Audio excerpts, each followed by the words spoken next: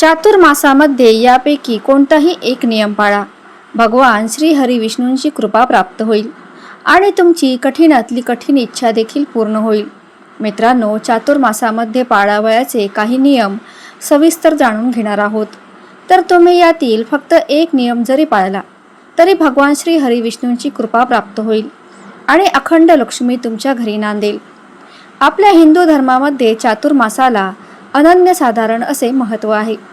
चातुर्मासाचा प्रारंभ 25 जुलै 2026 शनिवारी देवशयनी एकादशीपासून सुरू होत आहे आणि समाप्ती 22 नोव्हेंबर 2026 देवउठणी प्रबोधनी एकादशीला समाप्त होईल. या काळात भगवान विष्णू योगनिद्रेत असल्याचं मानलं जातं. या काळात जप, तप, दान, व्रत, सात्विक आहार आणि इतर नियमांचे पालन करण्याला विशेष महत्त्व दिलं जातं. चातुर्मास म्हणजे हिंदू धर्मशास्त्रानुसार आषाढ शुद्ध एकादशी ते कार्तिक शुद्ध एकादशी या 4 महिन्यांचा काळ असतो आणि यालाच चातुर्मास असेही म्हणतात. चातुर्मास म्हणजे 4 महिने. आषाढाचे 20 दिवस, श्रावण, भाद्रपद, अश्विन हे 3 महिने पूर्ण आणि कार्तिक महिन्याचे पहिले 11 दिवस. सर्वसामान्य लोक चातुर्मासात एखादं व्रत करतात तर काही नियम पाळतात. या काळात हिंदू धर्मात अनेक व्रत उपासना केल्या जातात. या काळात हिंदू धर्मात वर्णिलेल्या संस्कारांपैकी मुंज, पवित्र संस्कार, विवाह, दीक्षाग्रह, यज्ञ, गृहप्रवेश, भूदान इत्यादी शुभकामे केली जात नाहीत. तर यंदाच्या चातुर्मासात यापैकी एक नियम तुम्ही अवश्य नक्कीच पाळा. नंबर 1. गणपतीला दररोज लाल फूल म्हणजेच तुम्ही जास्वंदीचं फूल देखील अर्पण करू शकता. हा देखील नियम तुम्ही नियमितपणे करू शकता. नंबर 2. चातुर्मासात 4 महिने दररोज तुळशीसमोर हळदीचे स्वास्तिक काढावे. नंबर 3. चातुर्मासाच्या काळात 4 महिने दररोज महादेवाच्या पिंडीवर दूध आणि दह्याने अभिषेक करावा. नंबर 4. चातुर्मासाच्या काळात 4 महिने दररोज शक्य असल्यास तुळशीसमोर तुपाचा दिवा अवश्य लावावा. नंबर 5. चातुर्मासात काही लोक 4 महिने एकाच वेळी जेवण करतात आणि काही जण तामसिक भोजनाचाही त्याग करतात. नंबर 6. चातुर्मासात प्रत्येक मंगळवारी आणि शुक्रवारी एखाद्या सुवासीन स्त्रीची म्हणजेच सौभाग्यवती स्त्रीची नित्यनेमाने ओटी भरावी. नंबर 7. चातुर्मासात 4 महिने सुंदरकांड, गीता आणि रामायणाचे पाठ अवश्य करावे. माणसाच्या जीवनासाठी हे खूपच फायदेशीर आहे आणि पुण्यदायी ठरते. नंबर 8. चातुर्मासात दान करणे हे विशेष शुभ देणारे मानले जाते. या 4 महिन्यात दान करणे म्हणजे जीवन संरक्षण, आरोग्यासाठी फायदेशीर आहे.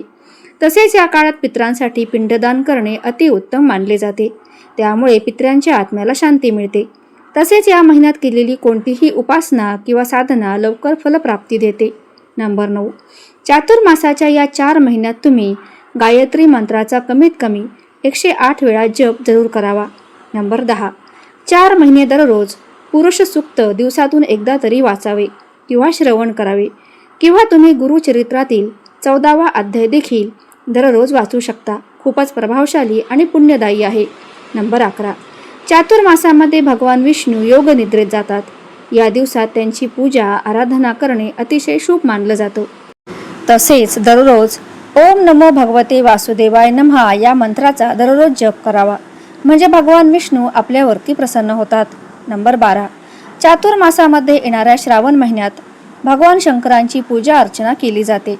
हा श्रावण महिना भगवान शिवशंकरांना अतिशय प्रिय मानला जातो. असं म्हटलं जातं की जो भक्त खऱ्या मनाने भगवान शिवशंकरांची, विष्णूची पूजा करतो त्याच्या आयुष्यातील संकटे, अडथळे, अडचणी कायमच्या दूर होतात. नंबर 13. चातुर्मासात तपश्चर्या आणि भक्ती अवस्थेत राहून दररोज सत्यनारायणाची कथा आणि जप किंवा श्रवण करणे अत्यंत शुभ मानलं जातं. नंबर 14. चातुर्मासात सूर्योदयापूर्वी उठून भगवान विष्णू आणि देवी लक्ष्मीची पूजा करावी. तसेच दररोज श्री विष्णू सहस्रनाम किंवा कनकधारा स्तोत्र असे पठण करावे. चातुर्मासात 4 महिने रोज भगवद्गीतेतील एक अध्याय सुद्धा वाचू शकता किंवा श्रवण देखील करू शकता. याशिवाय तुम्ही स्वामी चरित्रातील क्रमशः 3 अध्याय आणि 7 अध्याय आवर्जून वाचावे. नंबर 15. चातुर्मासात 4 महिन्यात दररोज जवळच्या परिसरातील असलेल्या एखाद्या मंदिरात रोज प्रदक्षिणा घालाव्यात. हा सुद्धा अगदी सोपा नियम आहे.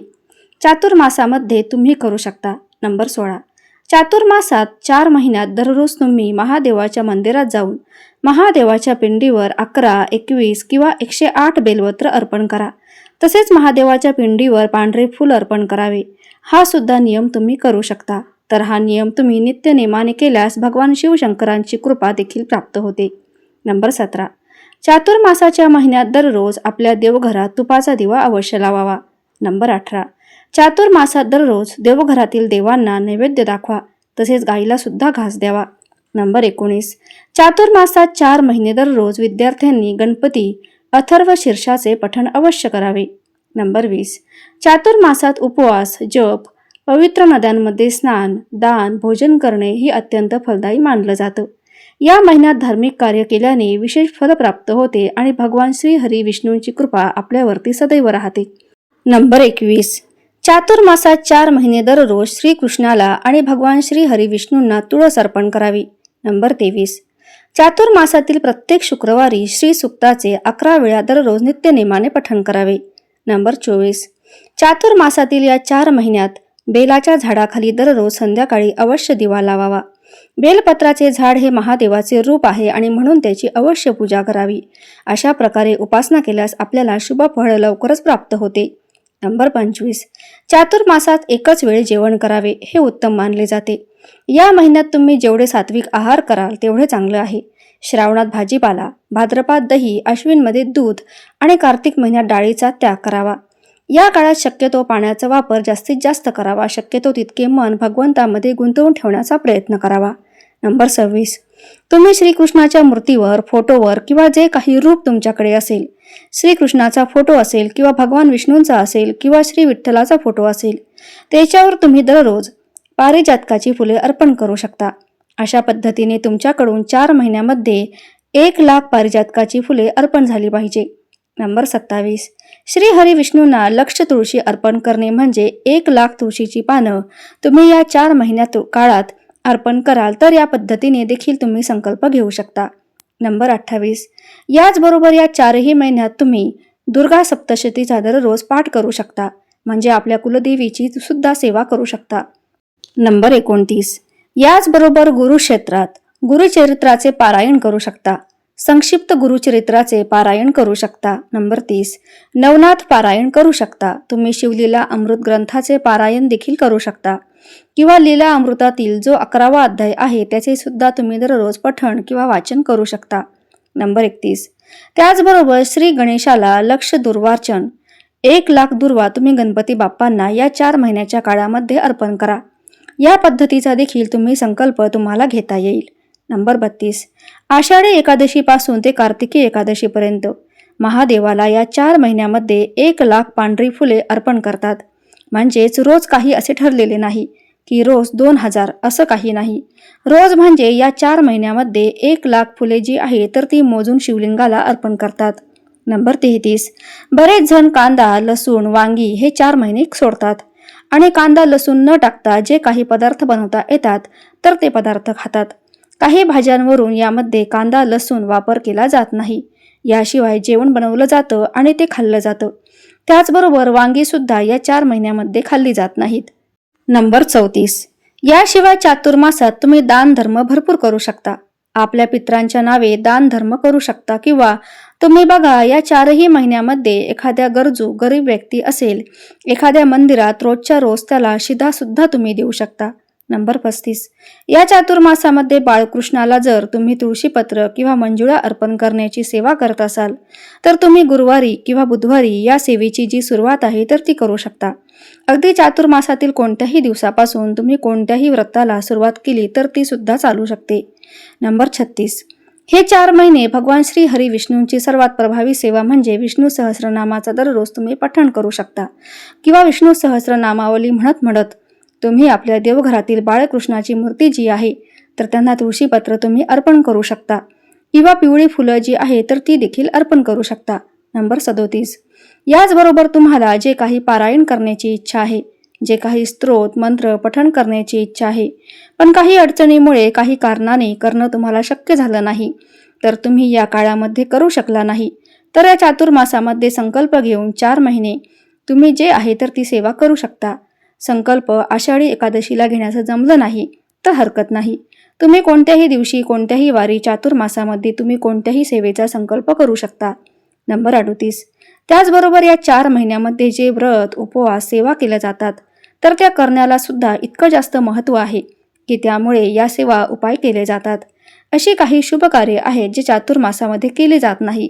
यापैकी पहिलं म्हणजे या 4 महिन्यामध्ये मुंज केली जात नाही, लग्न केलं जात नाही, यज्ञ केले जात नाहीत आणि गृहप्रवेश सुद्धा केला जात नाही. नंबर 39.